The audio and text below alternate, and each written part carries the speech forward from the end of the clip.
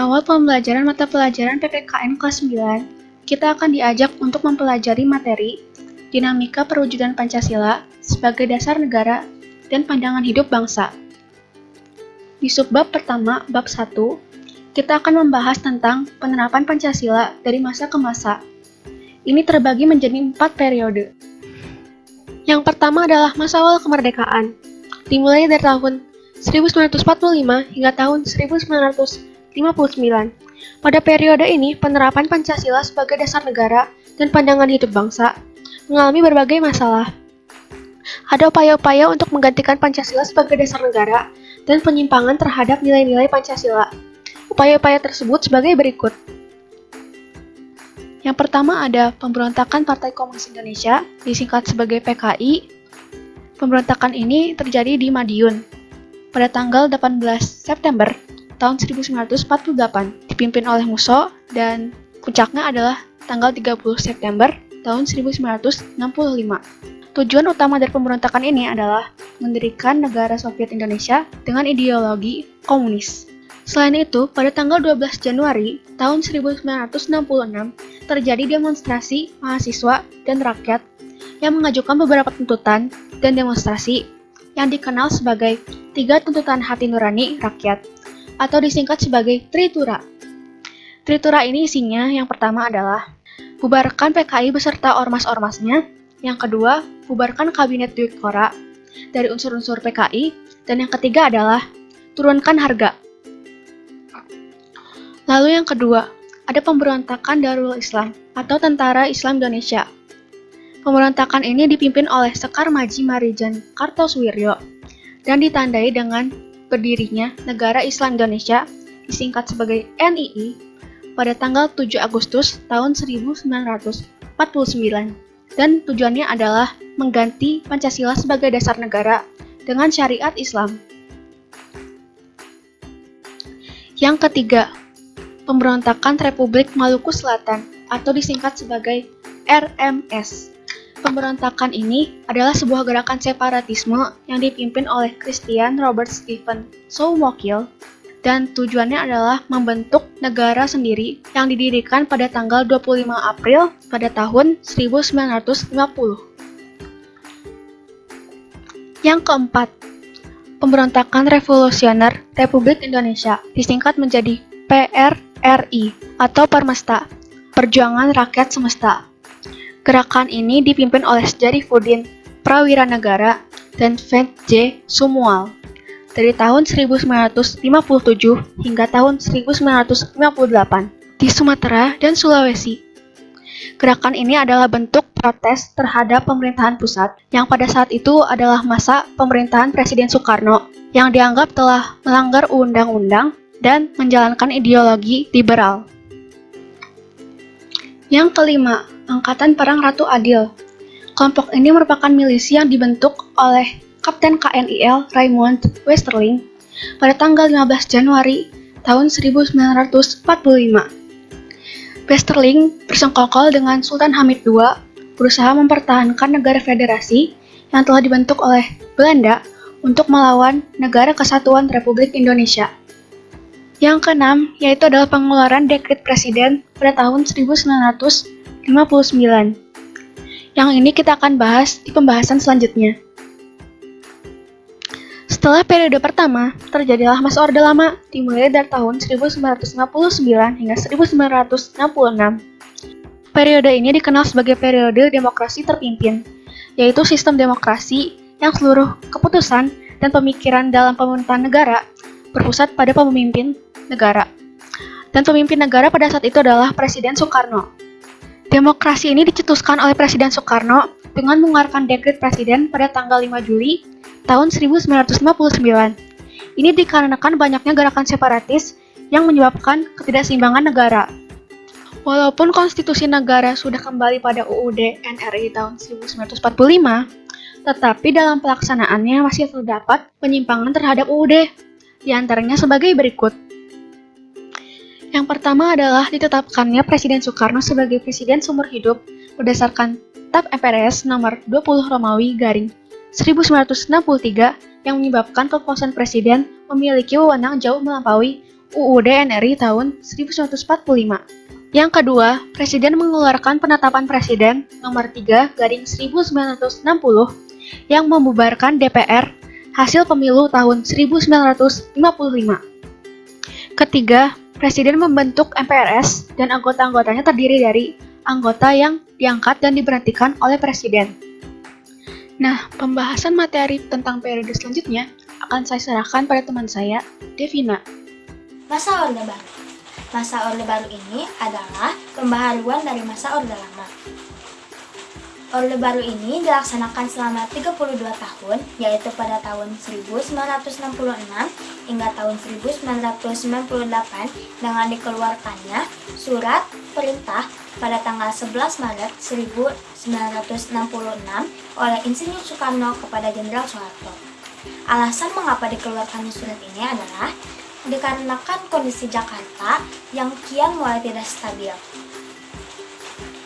Yang kian tidak mulai stabil itu dikarenakan sejak peristiwa monumental G30 SPKI yang menewaskan 6 jenderal, yang dilanjutkan dengan adanya pembantaian secara besar-besaran oleh berbagai elemen masyarakat, sehingga menyebabkan Presiden Soekarno dipindahkan ke Bogor, yaitu tepatnya Istana Bogor, di mana beliau merancang surat perintah ini dari tahun 1965.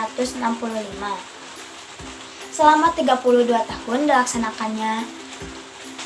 dilaksanakannya masa Orde Baru ini, banyak sekali perubahan-perubahan struktur, yaitu baik struktur ekonomi, sosial budaya, politik, dan lain-lain, yang menyebabkan banyak sekali perubahan-perubahan yang terasa hingga saat ini. 4. Masa Reformasi. Masa Reformasi adalah mulai pudarnya rasa persatuan dan kesatuan antar sesama warga. Masa Reformasi ini dihadapkan dengan kebebasan masyarakat, baik kebebasan berpendapat, berekspresi, berbicara, dan kebebasan-kebebasan lainnya yang memiliki yang berdampak bagi masyarakat semua, baik dampak positif maupun dampak negatif. Dampak positif dari masa reformasi ini adalah masyarakat lebih mudah berkreasi, berinovasi, dan meningkatkan kreativitas. Namun dampak negatif dari masa reformasi ini banyak juga. Banyaknya masyarakat yang mulai vandalisme, kehilangan etika, dan lain-lain, yang menyebabkan perubahan-perubahan pada masyarakat, sehingga banyak sekali konflik-konflik yang terjadi di masyarakat, misalnya tawuran antar sesama pelajar. Masih di bab 1, sekarang kita akan membahas subbab yang kedua, yaitu dinamika nilai-nilai Pancasila sesuai dengan perkembangan zaman. Pancasila dapat menyesuaikan diri dengan perkembangan zaman. Ini dikarenakan Pancasila adalah ideologi dengan sifat terbuka. Apa itu ideologi bersifat terbuka? Menurut Kaelan, ideologi terbuka adalah sebagai berikut. Yang pertama, nilai dan cita-citanya tidak dipaksakan dari luar. Yang kedua, nilai dan cita-citanya digali dari kekayaan rohani, moral, dan kebudayaan masyarakat itu sendiri. Dan yang ketiga adalah merupakan hasil dari musyawarah dan konsensus masyarakat itu. Berikut definisi ideologi terbuka dari pakar lainnya yang ada di buku cetak PPKN kelas 9, halaman 14 dan 15. Bagaimanakah keterbukaan ideologi Pancasila? Nah, keterbukaan ideologi Pancasila harus selalu memperhatikan hal-hal sebagai berikut. Pertama, stabilitas nasional yang dinamis. Kedua, larangan untuk memasukkan pemikiran yang mengandung nilai ideologi, Marxisme, Leninisme, dan komunisme. Ketiga, mencegah berkembangnya paham ideologi liberal. Keempat, larangan terhadap pandangan ekstrim yang meresahkan masyarakat. Dan terakhir, penciptaan norma harus melalui kesepakatan. Berdasarkan uraian tersebut, Pancasila sebagai ideologi terbuka memiliki nilai-nilai sebagai berikut. Yang pertama adalah nilai dasar, artinya Pancasila mengandung cita-cita dan tujuan Indonesia. Yang kedua adalah nilai instrumental, artinya nilai-nilai Pancasila dijabarkan berupa peraturan perundangan dan lembaga pelaksanaannya. Yang ketiga adalah nilai praksis, yaitu pengamalan kita terhadap nilai-nilai instrumentalnya di kehidupan sehari-hari. Selain itu, Pancasila sebagai ideologi terbuka secara struktural memiliki 3 dimensi. Yang pertama adalah dimensi realitas, bermakna bahwa nilai-nilai Pancasila secara nyata berakar dan hidup dalam masyarakat. Yang kedua adalah dimensi idealisme, bermakna bahwa Pancasila mengandung cita-cita negara bangsa Indonesia. Dan yang ketiga adalah dimensi normatif, bermakna bahwa nilai-nilai Pancasila dijabarkan dalam sistem normatif seperti dalam UUD NRI tahun 1945. Sekarang kita lanjut ke subbab yang C. Silakan Devina. Perwujudan nilai-nilai Pancasila. 1. Perwujudan nilai-nilai Pancasila dalam bidang politik dan hukum. Bidang politik meliputi persoalan lembaga negara, hak asasi manusia, dan hukum. Pembangunan negara modern, yaitu membangun sistem pemerintahan yang sesuai dengan zaman, yang dikembangkan dan dimajukan sesuai dengan kebutuhan masyarakat dan negara. Nilai hak asasi manusia. Nilai hak asasi manusia yang berlangsung di Indonesia adalah menjaga keseimbangan antara hak dan kewajiban sesuai Pancasila yang 5, yaitu ketuhanan yang Maha Esa, kemanusiaan yang adil dan beradab, persatuan Indonesia, kerakyatan yang dipimpin oleh hikmat kebijaksanaan dalam permusyawaratan perwakilan, serta dengan mewujudkan keadilan sosial bagi seluruh rakyat Indonesia. Demokrasi yang ada di Indonesia yaitu merupakan demokrasi Pancasila. Demokrasi Pancasila adalah suatu sistem yang mengutamakan musyawarah, mufakat, dan kekeluargaan. Bidang hukum. Hukum nasional harus bersumber dari Pancasila, karena Pancasila merupakan sumber dari segala sumber hukum, serta peraturan perundang-perundangan yang berlaku di Indonesia pun tidak boleh bersimpangan dari Pancasila. Perwujudan nilai-nilai Pancasila dalam bidang ekonomi. Landasan operasional ekonomi Indonesia adalah Undang-Undang Dasar Negara Republik Indonesia tahun 1945, pasal 33, yang menyatakan bahwa A. Perekonomian disusun sebagai usaha bersama berdasarkan atas asas kekeluargaan. B. Cabang-cabang produksi yang penting bagi negara dan menguasai hajat hidup orang banyak dikuasai oleh negara. C. Bumi dan air dan kekayaan alam yang terkandung di dalamnya dikuasai oleh negara dan dipergunakan untuk sebesar-besarnya kemakmuran rakyat. D.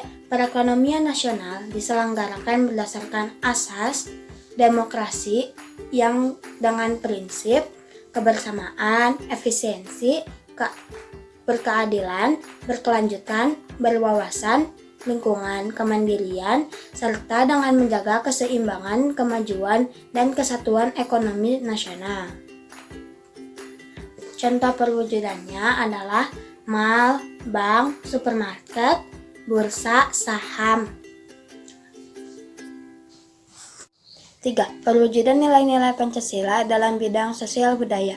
Tujuan pembangunan nasional adalah terwujudnya masyarakat yang adil dan makmur berdasarkan Pancasila. Sistem nilai sosial yang ada di masyarakat Indonesia harus terus dikembangkan agar lebih maju dan modern. Oleh karena itu, proses modernisasi perlu terus dikembangkan. Modernisasi tidak berarti westernisasi, namun lebih diartikan sebagai proses perubahan menuju ke arah kemajuan. Demikian juga nilai-nilai sosial dari luar, seperti semangat bekerja keras, kedisiplinan, sikap ilmiah, dapat diterima sesuai Pancasila. Sikap fundal, sikap eksklusif, dan paham kedaerahan yang sempit, serta budaya asing yang bertentangan dengan nilai-nilai Pancasila perlu dicegah perkembangannya dalam proses pembangunan. Ilmu pengetahuan dan teknologi merupakan contoh budaya asing yang dapat memperkaya budaya di Indonesia. 4. Perwujudan nilai-nilai Pancasila dalam bidang pertahanan dan keamanan. Pembangunan dalam bidang pertahanan dan keamanan secara tegas dinyatakan dalam Undang-Undang Dasar Negara Republik Indonesia tahun 1945 pasal 27 ayat 3 yang menyatakan bahwa pembelaan negara merupakan hak dan kewajiban warga negara Indonesia, dan juga pasal 30 ayat 1 Undang-Undang Dasar Negara Republik Indonesia tahun 1945 yang menyatakan bahwa setiap warga negara Indonesia berhak dan wajib ikut serta dalam usaha pertahanan dan keamanan negara. Usaha pertahanan dan keamanan rakyat semesta. Dengan demikian, kedua pasal ini menyatakan perlu berpartisipasi seluruh rakyat dalam upaya bela negara serta usaha pertahanan dan keamanan negara. Contoh perwujudan dari ini adalah Siskamling. Banyaknya warga-warga yang mengikuti Siskamling di daerah kita, yang membuktikan kepada kita bahwa Pancasila mampu menampung dinamika perkembangan masyarakat. Keterbukaan Pancasila sebagai ideologi merupakan salah satu keunggulan Pancasila, sehingga tetap dipertahankan oleh bangsa Indonesia. Terima kasih.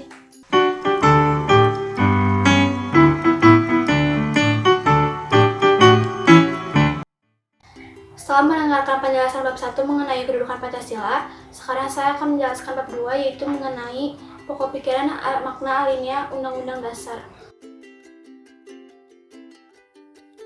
Makna alinea pertama itu mengandung dasar, motivasi, dan pembenaran bahwa kemerdekaan adalah hak segala bangsa. Maka Indonesia menentang segala bentuk penjajahan yang bertentangan dengan nilai kemanusiaan dan keadilan. Dengan dalil inilah Indonesia dapat mempertahankan kemerdekaannya. Kemudian makna alinea yang kedua yaitu perjuangan Indonesia telah mencapai tingkat menentukan. Artinya, kemerdekaan yang telah kita raih saat ini merupakan jasa para pahlawan yang telah mengorbankan jiwa dan raganya demi kemerdekaan Indonesia. Kemerdekaan juga diisi dengan mewujudkan negara yang merdeka, berdaulat, adil, dan makmur. Jika dipandang sebagai negara yang merdeka, Indonesia terbebas dari kekuasaan bangsa lain. Jika dipandang sebagai negara yang bersatu, setiap warga Indonesia memiliki kekuatan tekad untuk mewujudkan cita-cita bersama. Jika diartikan sebagai negara yang berdaulat, Indonesia memiliki kebebasan untuk menentukan tujuan dan nasib negaranya sendiri dengan sederajat dengan negara lain. Jika dipandang sebagai negara yang adil, warga Indonesia memiliki keadilan serta kesetaraan hak dan kewajiban. Jika dipandang sebagai negara yang makmur, penuhinya kebutuhan negara Indonesia baik secara material maupun spiritual. Pada alinea ketiga ini menjelaskan bahwa perjuangan yang telah kita raih saat ini semata-mata bukan hanya karena usaha manusia, tetapi juga berkat rahmat Allah SWT. Hal ini merupakan motivasi sebagai perwujudan keyakinan bangsa Indonesia terhadap Tuhan Yang Maha Esa. Indonesia juga mengakui hak kodrat yaitu berkehidupan kebangsaan yang bebas. Artinya bebas dari segala penjajahan, penindasan, dan menentukan nasib dirinya sendiri. Dalam makna alinea keempat, terdapat prinsip-prinsip negara. Yang pertama, ada tujuan negara. Tujuan negara Indonesia yaitu untuk melindungi segenap bangsa Indonesia dan seluruh tempat daerah Indonesia, memajukan kesejahteraan umum, mencerdaskan kehidupan bangsa, dan ikut melaksanakan ketertiban dunia. Keempat tujuan tersebut merupakan arah perjuangan bangsa Indonesia. Kemerdekaan yang terakhir juga sisi dengan pembangunan nasional, sehingga dapat tercapainya cita-cita nasional. Yang kedua, yaitu terdapatnya batang tubuh dalam Undang-Undang Dasar yang menegaskan bahwa Indonesia adalah negara hukum, sehingga setiap warga negara Indonesia menaati hukum yang berlaku. Bentuk negara Indonesia adalah negara republik.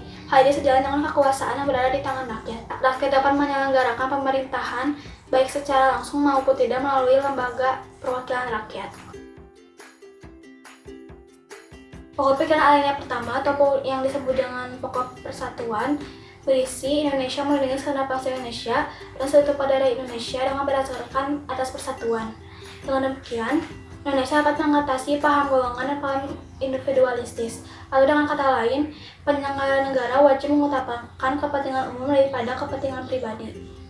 Pokok pikiran alinea yang kedua atau yang dengan disebut pokok pikiran keadilan sosial berisi negara hendak mewujudkan keadilan sosial bagi seluruh rakyat Indonesia. Dengan demikian, penyelenggara negara memiliki jalan dan aturan untuk mewujudkan kesejahteraan umum yang berkeadilan berdasarkan Undang-Undang Dasar. Pokok pikiran alinea yang ketiga atau juga disebut dengan pokok pikiran kedaulatan rakyat berisi negara yang berdaulat atas kerakyatan pemusyawaratan perwakilan. Pokok pikiran ini sesuai dengan sifat masyarakat Indonesia yang mengedepankan asas musyawarah untuk mufakat dalam menyelesaikan persoalan. Pokok pikiran alinea keempat atau juga dengan disebut pokok pikiran ketuhanan berisi negara yang berdasarkan atas ketuhanan yang Maha Esa menurut dasar kemanusiaan yang adil dan beradab. Ini mengandung isi bahwa pemerintahan penyelenggara negara wajib untuk memelihara budi pekerti yang luhur. Bismillahirrohmanirrohim. Assalamualaikum warahmatullahi wabarakatuh. Hai semuanya, perkenalkan nama saya Aulia Nur Azahra Suwanto dari kelas 9K. Di video kali ini, saya akan melanjutkan pembahasan bab 2 oleh teman saya Irni seputar pokok pikiran pembukaan Undang-Undang Dasar Negara Republik Indonesia tahun 1945. Oke, yang pertama yaitu materi dasar yang ingin aku sampaikan supaya teman-teman bisa lebih paham. Ada penegasan dalam penjelasan Undang-Undang Dasar 1945. Isinya, pokok-pokok pikiran tersebut meliputi suasana kebatinan dari Undang-Undang Dasar Negara Republik Indonesia. Pokok-pokok pikiran ini mewujudkan cita-cita hukum yang menguasai hukum dasar negara, baik hukum yang tertulis maupun hukum tidak tertulis. Undang-undang menciptakan pokok-pokok pikiran ini dalam pasal-pasalnya. Di dalam kalimat tadi ada 5 kata kunci yang aku simpulin supaya lebih gampang begitu pun teman-teman yang siapa tahu ingin ngapalin juga. Dan di kesempatan kali ini saya akan bahas 5 kata kunci tersebut. Pertama ada pokok-pokok pikiran. Saya mengambil informasi untuk penjelasan kata kunci pertama dari buku paket halaman 44. Kira-kira perwujudan dari pokok-pokok pikiran yang terkandung dalam UUD NRI tahun 1945 itu kayak gimana? Contohnya ada aturan dalam pasal-pasal Undang-Undang Dasar Negara Republik Indonesia tahun 1945 yang tidak lain tidak bukan adalah nilai-nilai Pancasila. Seperti dalam buku, sementara itu, Pancasila sendiri memancarkan nilai-nilai luhur yang telah mampu memberikan semangat dan terpancang dengan hikmat dalam perangkat Undang-Undang Dasar Negara Republik Indonesia tahun 1945. Oh ya, selain itu, pokok pikiran yang terkandung dalam pembukaan Undang-Undang Dasar 1945 merupakan hukum tertinggi yang ada di Indonesia. Setelahnya, kita bakalan bahas tentang cita-cita hukum. Jadi, cita-cita hukum ini biasa disebut juga Rechtside. Sebenarnya, kata ini diambil dari bahasa Dutch atau Netherlands yang pronunciation aslinya Rechtside yang artinya ide hukum atau cita-cita hukum. Kenapa saya menggaris ataupun memasukkan kalimat cita-cita hukum ke dalam kata kuncinya? Karena dalam pembukaan Undang-Undang Dasar 1945 itu terdapat cita-cita hukum negara maupun visi misi negara. Jadi kita sama sekali tidak boleh untuk mengamandemen ataupun mengubah pembukaan Undang-Undang Dasar Negara Republik Indonesia tahun 1945. Atau bahasa simpelnya di Kamus Besar Indonesia itu bisa disebut juga krusial, alias ya dari awal itu tuh udah kayak gitu, jadi nggak bisa kita ubah ataupun ganggu gugat gitu ya. Masuk kata kunci ketiga yaitu tertulis. Oh ya, yang aku sebutin tadi di awal itu sebenarnya termasuk hukum tertulis juga. Cuman ada beberapa yang lebih jelas, contohnya ada TAP MPR, undang-undang, peraturan pemerintah, Perprov, dan sebagainya. Dan peraturan yang aku sebutin tadi semuanya harus bersumber pada pembukaan Undang-Undang Dasar Negara Republik Indonesia tahun 1945 yang di dalamnya terkandung asas kerohanian negara, yaitu Pancasila. Kalau teman-teman masih ngerasa bingung kira-kira kenapa agak mengusut Pancasila, mungkin bisa dimundurin sedikit, dimundurin videonya ke menit-menit awal karena teman saya sudah bahas tentang Pancasila di bab 1. Kata kunci keempat adalah tidak tertulis atau hukum tidak tertulis. simpelnya dari rangkuman yang telah saya buat di laptop, sebenarnya hukum tidak tertulis itu adalah hukum yang tidak ditulis di dalam undang-undang ataupun perundang-undangan, namun masih dikerjakan oleh salah satu masyarakat, kumpulan masyarakat ataupun daerah tertentu.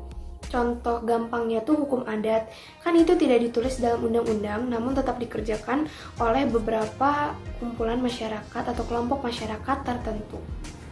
Kata kunci keempat adalah kalimat terakhir, tapi saya mengambil garis bawahnya yaitu pasal-pasalnya. Jadi simpelnya kata kunci terakhir itu, Undang-Undang Dasar menciptakan pokok-pokok pikiran ini di dalam pasal-pasalnya. Nah, selesai membahas bagian C atau subbab kedua di bab 2 ini, kita bakalan masuk ke subbab terakhir di bab 2, yaitu sikap positif terhadap pokok pikiran pembukaan Undang-Undang Dasar Negara Republik Indonesia tahun 1945. Awalnya saya juga berpikir kenapa harus ada pembahasan sikap positif. Ternyata pas udah saya baca, simpelnya kalau saya cuma baca buku ataupun baca informasi tentang ini, mungkin saya akan menambah ilmu ataupun menambah pengetahuan, tapi kalau tidak diterapkan atau mengambil sisi positifnya, itu akan cepat lupa dan manfaatnya pun akan kurang maksimal saya rasakan di dalam kehidupan sehari-hari. Garis besarnya yang harus kita lakukan adalah mempertahankan kelestarian pokok-pokok pikiran dalam pembukaan Undang-Undang Dasar 1945. Kelestarian yang dimaksud ini bukan hanya dengan kita yang tidak mengamandemen, tapi dengan menerapkan sikap positif maupun sisi positif yang bisa diambil, itu juga termasuk ke dalam langkah melestarikan pokok-pokok pikiran dalam pembukaan Undang-Undang Dasar 1945. Nah, kira-kira sikap positifnya itu seperti apa sih? Aku bakalan bahas dari 4 pokok pikiran tertentu ya. Pertama, sesuai di buku ada persatuan. Aku ambil contoh di dalam lingkungan keluarga. Di lingkungan keluarga itu kadang aku pribadi masih kurang akrab sama adik aku ataupun saudara aku yang lain, dan ini harus dihindari. Sebisa mungkin kita harus akrab ataupun rukun antar sesama anggota keluarga. Yang kedua ada keadilan sosial. Aku ngambil contohnya di lingkungan sekolah. Kalian pasti tahu kan keadilan sosial ini bisa dilakukan oleh guru maupun murid, tapi saya sebagai murid akan mengambil contoh simpelnya aja. Kan Indonesia itu Bhinneka Tunggal Ika, tentu dong ada berbagai macam agama, ras, suku, budaya, adat istiadat, kepercayaan, dan sebagainya. Dan pasti salah satu dari teman kalian ada yang berbeda pendapat ataupun keyakinan. Dan kita itu harus saling toleransi dan menghargai pendapat yang berbeda itu. Jadi jangan terlalu memaksa satu orang untuk mengikuti pendapat kita, karena semua orang itu pasti punya keyakinannya masing-masing. Jadi toleransi itu penting di dalam kehidupan umat beragama ataupun perbedaan yang ada di Indonesia. Yang kedua ada kedaulatan rakyat. Sebenarnya saya ingin bahas sedikit di sini, cuman biar lebih seru mending teman-teman tonton aja videonya sampai akhir, karena di bab 3 teman saya akan bahas seputar kedaulatan rakyat tentang hakikat, teori, dan sebagainya ada di bab 3. Jadi untuk lebih jelasnya bisa ditonton sampai akhir aja ya. Dan yang terakhir atau yang keempat ada ketuhanan menurut dasar kemanusiaan. Aku ambil contohnya itu di dalam lingkungan bangsa maupun negara. Sebenarnya ini tuh pusing masuknya kemana, cuman menurutku ini lebih masuk ke bangsa dan negara, yaitu mengucapkan syukur atas semua kelebihan yang ada di dalam negara ini kepada Sang Pencipta. Kadang aku pribadi kalau ngeliat pemandangan yang bagus ataupun pegunungan, lautan atau kayak gimana gitu, aku lupa ngucapin syukur ataupun alhamdulillah kepada Allah Subhanahu wa taala ataupun Sang Pencipta telah menciptakan alam yang segini bagusnya gitu. Jadi untuk teman-teman juga jangan lupa untuk mengucapkan syukur terhadap apapun hal yang telah kalian alamin ya. Dan ya segini aja yang bisa aku bahas di bab 2. Teman-teman bisa tonton lanjutannya dari teman aku di bab 3 supaya materi yang disampaikan jauh lebih jelas dan terperinci. Wassalamualaikum warahmatullahi wabarakatuh.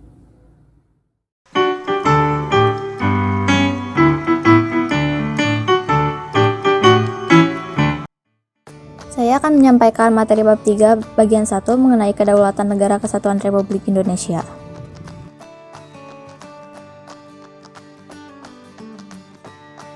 Pengertian. Kedaulatan berasal dari bahasa Arab yaitu daulah yang berarti kekuasaan tertinggi.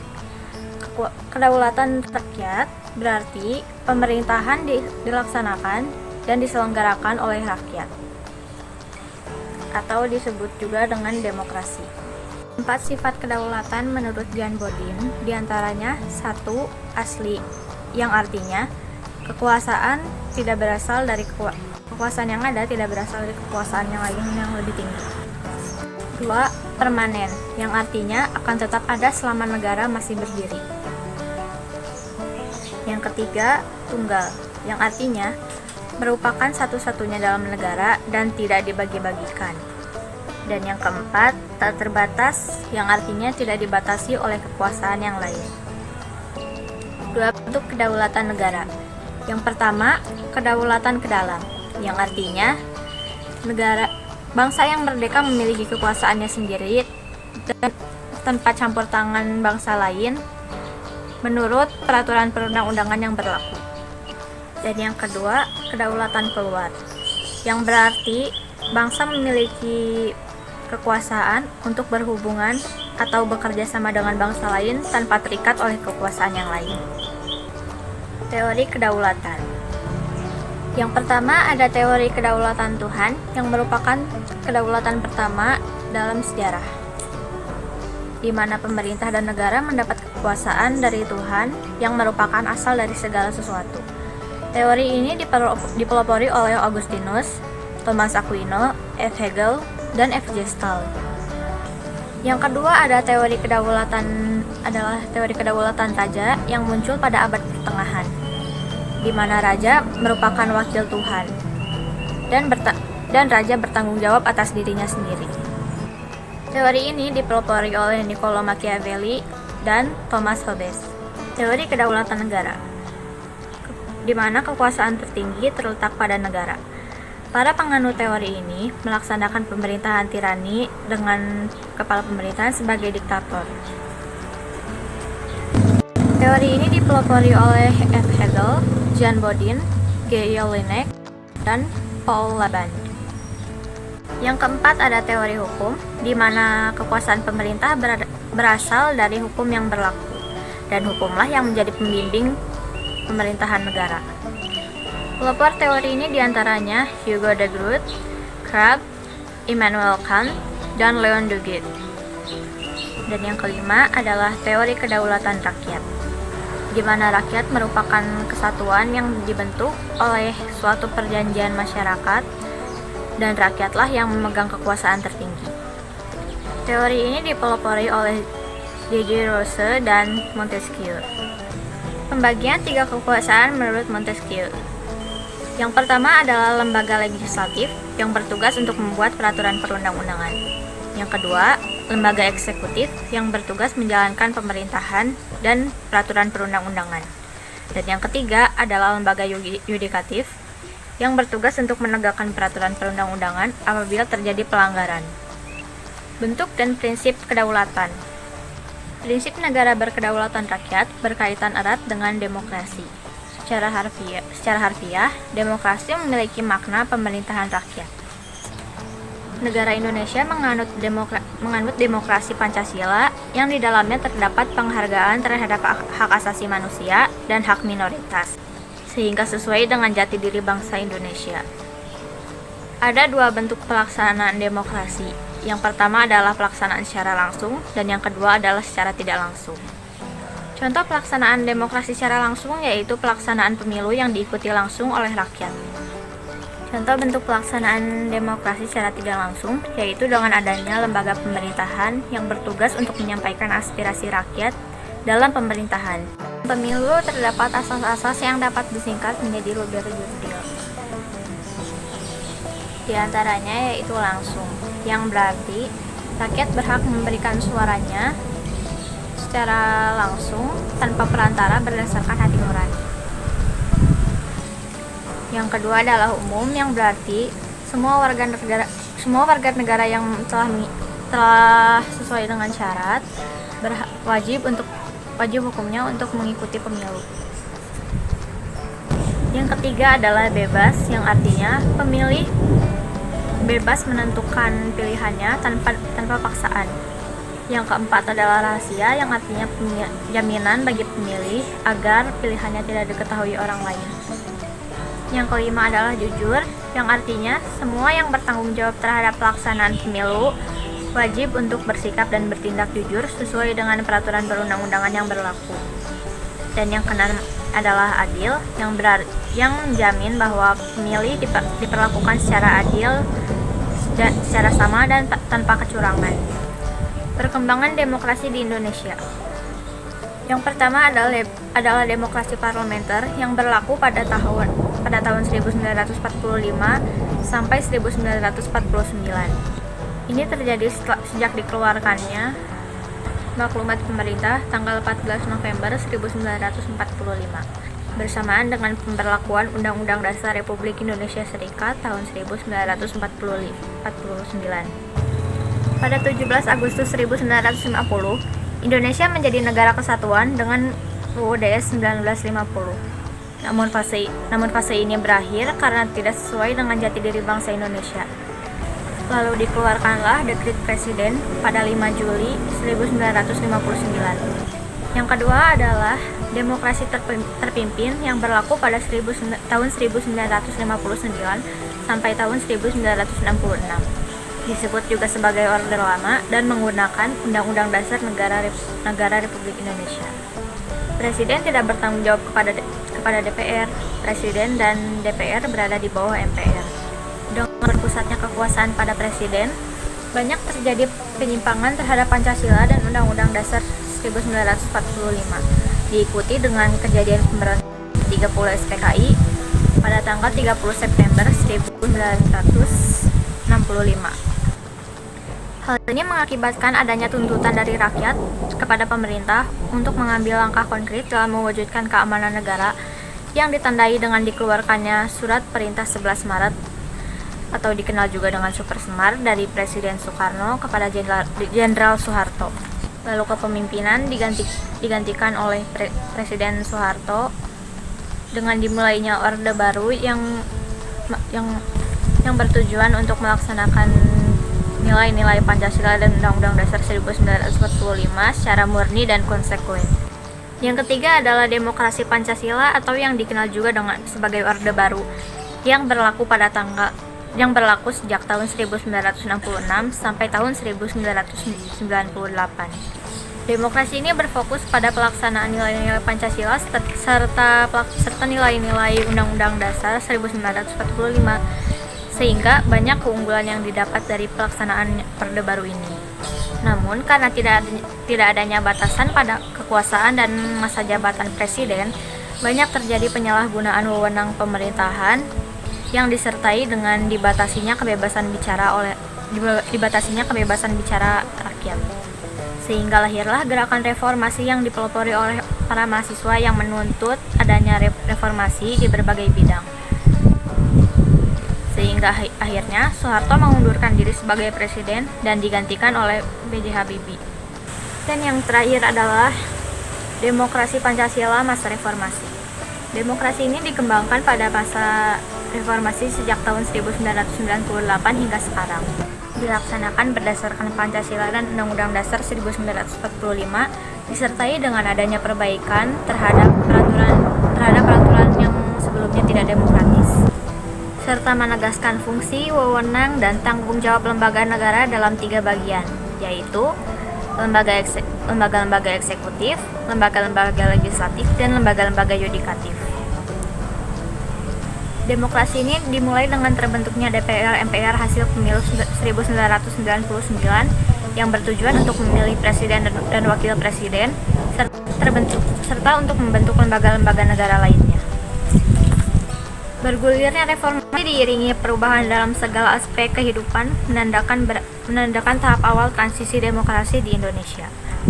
Materi bab 3 berikutnya akan disampaikan oleh Ratu Rahmalia. Assalamualaikum warahmatullahi wabarakatuh. Perkenalkan, nama saya Ratu Rahmalia Zahra. Di sini saya akan melanjutkan subbab 3 bagian 2, yaitu tentang perkembangan sistem pemerintahan di negara Republik Indonesia. Yang pertama ada sistem parlementer. Sistem ini memiliki peranan penting dalam sistem pemerintahan karena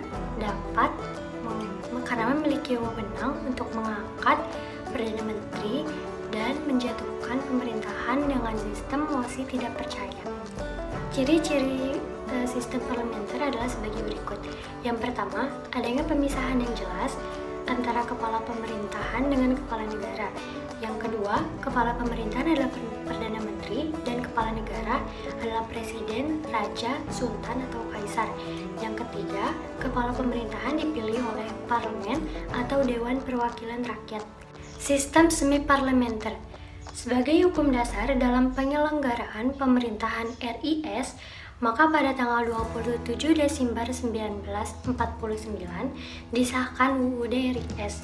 Hal tersebut berdampak pada bentuk negara, yaitu berbentuk federasi dengan sistem pemerintahan semi-parlementer. Sebab 1. Menteri diangkat oleh Presiden. 2. Perdana Menteri diintervensi Presiden. 3. Kabinet dibentuk oleh Presiden. 4. Menteri-menteri secara perorangan dan keseluruhan bertanggung jawab kepada parlemen. Yang kelima, Presiden berkedudukan sebagai kepala negara dan kepala pemerintahan. Sistem presidensial. Sistem presidensial atau disebut juga dengan sistem kongresional adalah sistem pemerintahan negara republik. Pemerintahan presidensial terdiri atas 3 unsur, yaitu sebagai berikut. Presiden yang dipilih rakyat memimpin pemerintahan dan mengangkat pejabat-pejabat pemerintahan. Yang kedua, presiden dengan perwakilan memiliki masa jabatan yang tetap, tidak bisa saling menjatuhkan. Yang ketiga, tidak ada status yang tumpang tindih antara badan eksekutif dan badan legislatif. Dalam sistem presidensial, presiden memiliki posisi yang relatif kuat dan tidak dapat dijatuhkan karena rendah subjektif, seperti rendahnya dukungan politik. Ciri-ciri pemerintahan presidensial. Presiden berkedudukan sebagai kepala pemerintah sekaligus negara. Kekuasaan eksekutif presiden diangkat berdasarkan demokrasi rakyat dan dipilih langsung oleh mereka atau melalui Badan Perwakilan Rakyat. Yang ketiga, presiden memiliki hak prerogatif atau hak istimewa untuk mengangkat dan memberhentikan menteri-menteri yang memimpin departemen ataupun non-departemen. Yang keempat, menteri-menteri hanya bertanggung jawab kepada presiden. Yang kelima, presiden tidak bertanggung jawab kepada kekuasaan legislatif. Prinsip-prinsip pemerintahan sebagai berikut. Indonesia adalah negara yang berdasarkan hukum. Yang kedua, pemerintahan berdasarkan atas sistem konstitusi. Yang ketiga, kedaulatan ada di tangan rakyat dan dilaksanakan menurut Undang-Undang Dasar. Yang keempat, presiden adalah penyelenggara pemerintahan tertinggi.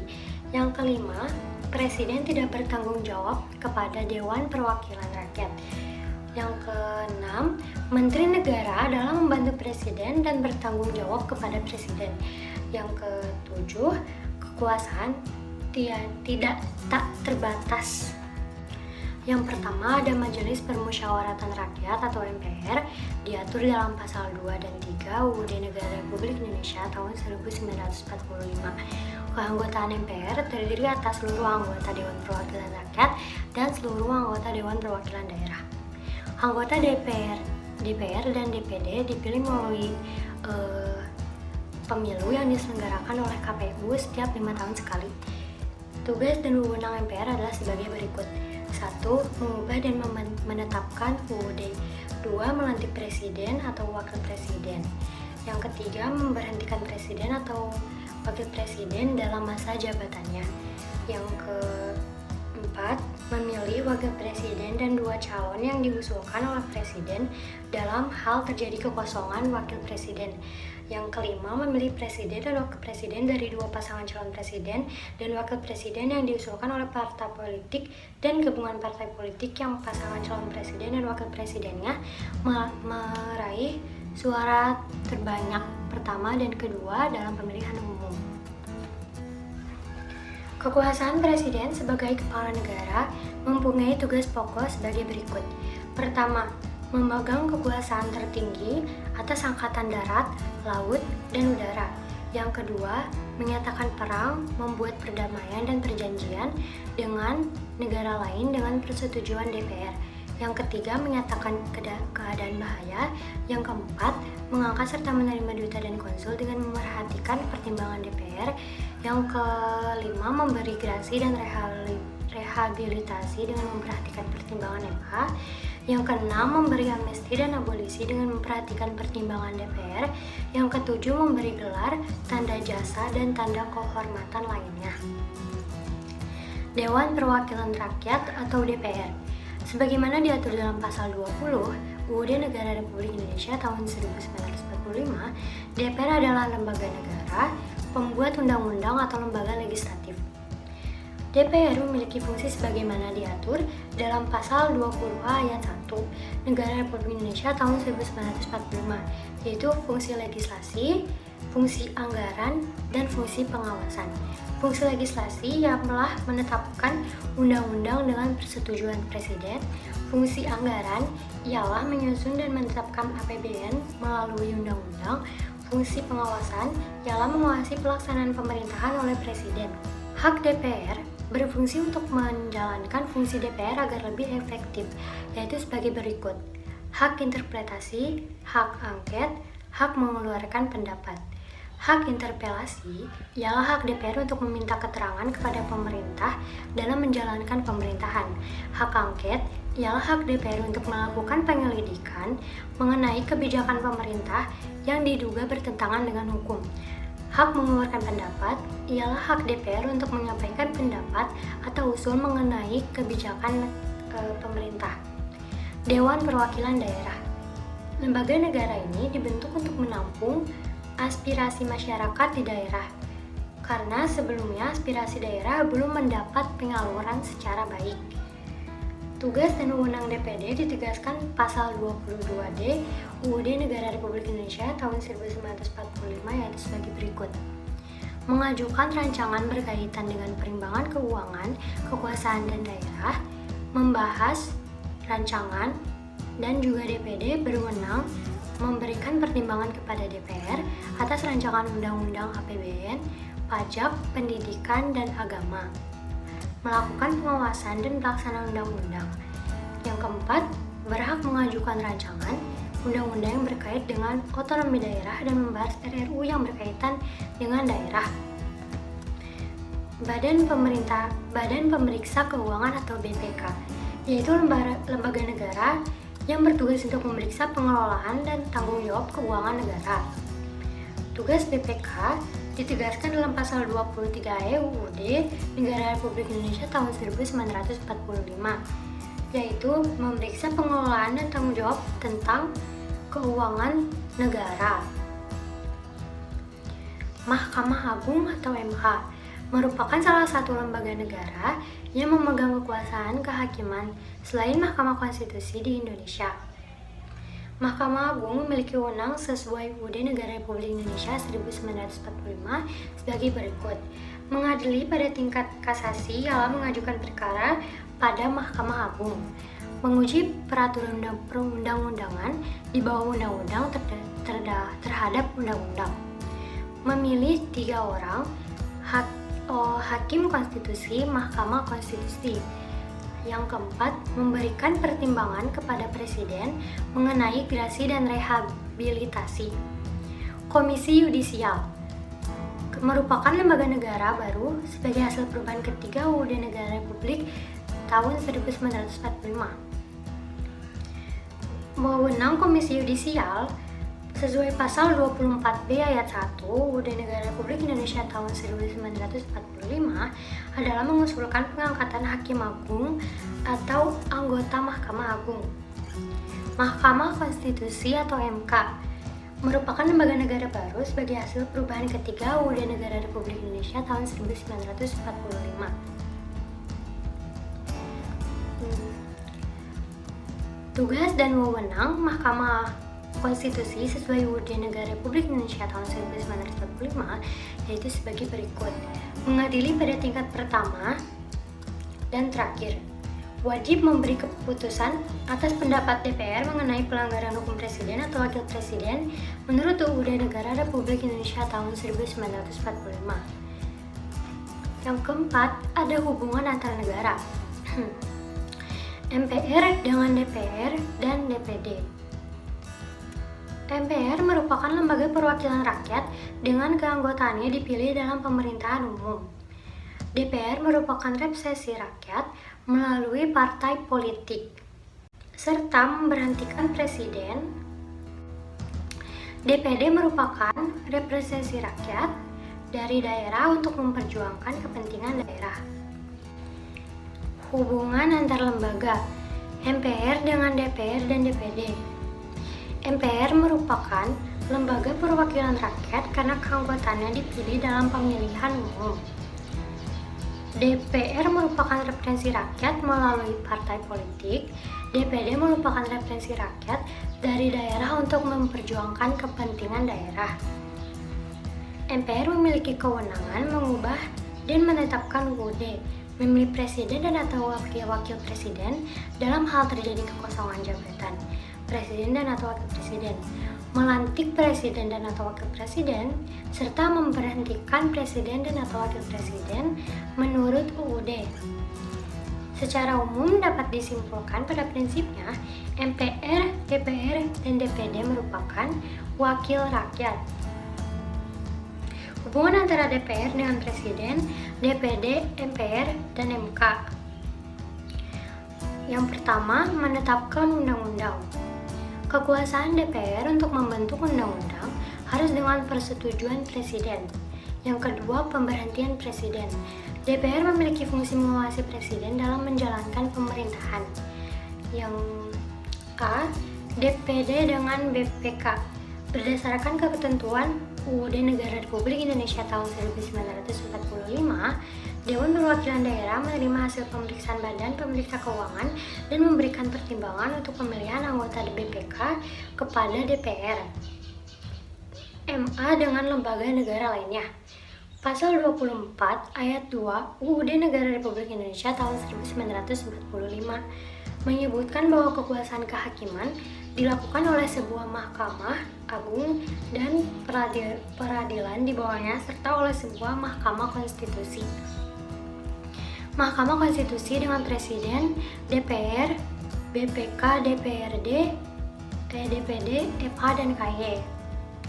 Selanjutnya, Pasal 24C ayat 1 UUD Negara Republik Indonesia tahun 1945 menyebutkan bahwa salah satu wewenang Mahkamah Konstitusi adalah untuk memutus sengketa kewenangan lembaga negara yang kewenangannya diberikan UUD.